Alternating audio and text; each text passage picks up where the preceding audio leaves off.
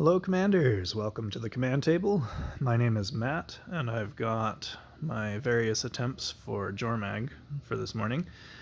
We'll go ahead and hop into those pretty quick, but first if you'd please be so kind as to like, subscribe, and if you want notifications when I drop new videos, be sure to hit that notification bell. Also, if you have any questions or comments, please feel free to leave those below. And we also have a link in the description to the TCT Discord channel. We will be updating our strategies as the next 2 days go by, so feel free to check there for any updates after this video is done. Alright, let's hop right into it. This is a build from Anturium.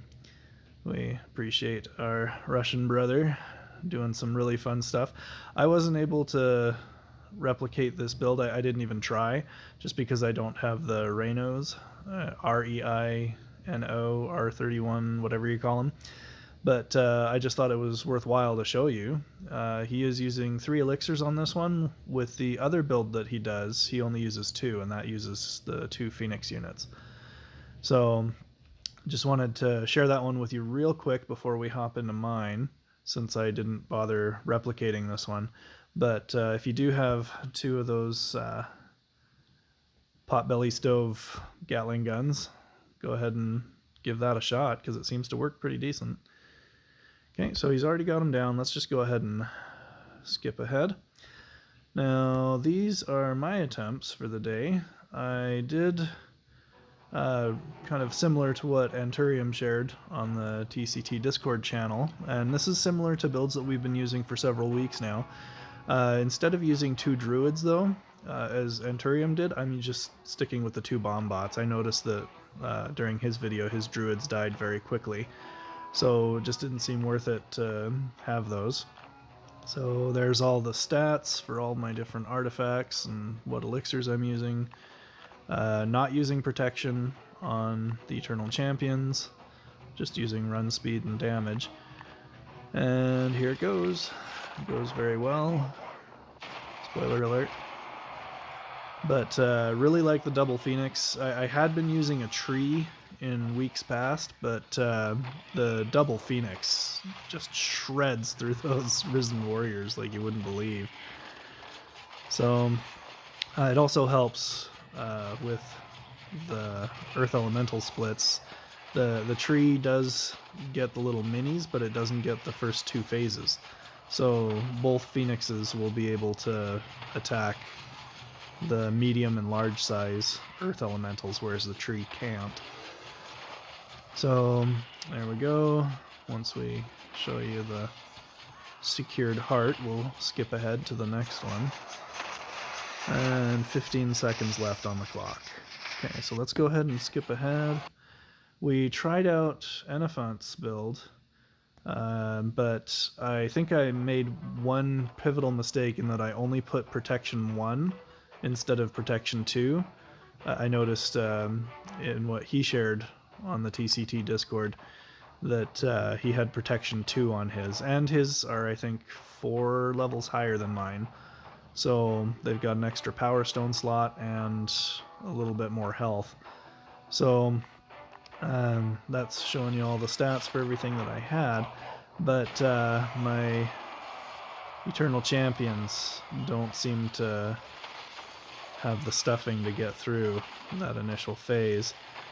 And I'm wondering if it might be partly due to the enhanced ranged. The last Arcane Archer here hits pretty hard, but doesn't work out for me. As you can see, it all goes downhill. So you may have to have an Eternal Champion group that's over 100, and you might want to use protection 2 on it. You might get away with either of those improvements. I did go back to Anturium's build and were able to get him down. We'll just go ahead and skip through to the end. So Anturium's Phoenix build seems to work great, so I'm going to stick with that going forward. So I tried Enifant's again and it failed again, but again that's mostly on me for not using protection 2, and possibly because of a few unit levels lower. For SR14, instead of doing the Titan-esque build with Eternal Champions and Phoenix units, because on my on my second profile, I usually need 3 elixirs because my unit levels aren't as high as my primary profile. I opted to go for the bomb train. And I'll put the links for my bomb train tutorial. I've got 2 different videos that show how to fine tune and dial that in. Made a couple of advancements since then with the placement of the Warhounds. And I've switched out the Dire Wolves for Fire Knights to get more stacks on the Primal Warhorn. But even though this fails... Oh, and yeah, I had a blip that about made me poop my pants. I'm like, no, don't waste a key. But it does go through. You'll notice I don't get them all the way down, but I'm not terribly concerned about that. I think that it's still less expensive to use 2 keys than it is to use 1 key and 3 elixirs. So I even noted that here, that it's just... Oh, there it is. You should have rewound that one before I started playing it. But if you're using gems to buy resources from the shop, it costs 15 gems per elixir, so 3 elixirs is 45 gems.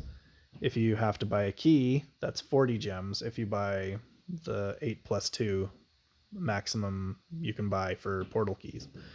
So I think it's less expensive and a lot less stressful. It goes really fast, just poof, it's done. Okay, so here's SR11. We'll just let that one zip through so you can see what kind of unit levels and power stones and artifacts I'm working with there. 41% run speed on the Primal Warhorn, so bear that in mind when you're placing your bomb bots, that the faster run speed you have, the further back they need to be. And you need to factor that in for your Warhounds as well, that their arrival, when they reach the Earth Elemental right here, that's affected by that as well. So we're also going to have a note about the Greathammer here in a minute when we get to the SR6 profile. But this one will run through the unit levels that I'm using to take down SR10. And then we'll get to the SR6 and show you what we're doing with that. But you don't need high-level bombs to get this done. I mean, high 50s for SR10, and that certainly does the job very well. I've only got Primal Warhorn 2 and Ring of Unity 2. So just enough to get her done with high 50s on those bombs for SR10. Okay, so here's what we learned from the Greathammer. I don't have Primal Warhorn, so I thought, hey, we'll throw on the Greathammer. It does 50% something increased damage on area of effect attacks. So I figure, hey, bomb bots should be area of effect. Oh, also another note, I'm using the Endless March in the back there because I only have 1 group of Plague Bearers on this new profile. Again, I'm liking these Fire Knights in the front because they add stacks to Primal Warhorn, but I'm not using Primal Warhorn. And the Greathammer artifact is rank 0, just like all my other artifacts. But look how much this expands the radius. It takes out that Earth Elemental in the rear of the bomb bots as they hit Jormag and causes it to split. So we're able to do this because there's no Earth Elemental right here. Once you get to a higher SR level, these bomb bots are going to cause that thing to explode way far in advance. You'll notice that that one even popped early and interfered with those rear bomb bots. So I did one more. We'll go ahead and show that one as well. But that expanded radius may be counterproductive as opposed to helpful. So again, watch that Earth Elemental. It gets caught by all of them, and it kind of messes with those rear bomb bots.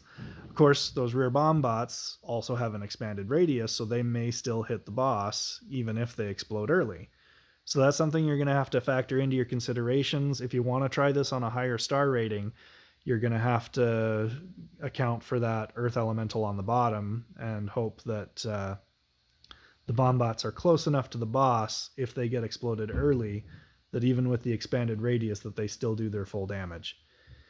So anyway, that's what we have for you today.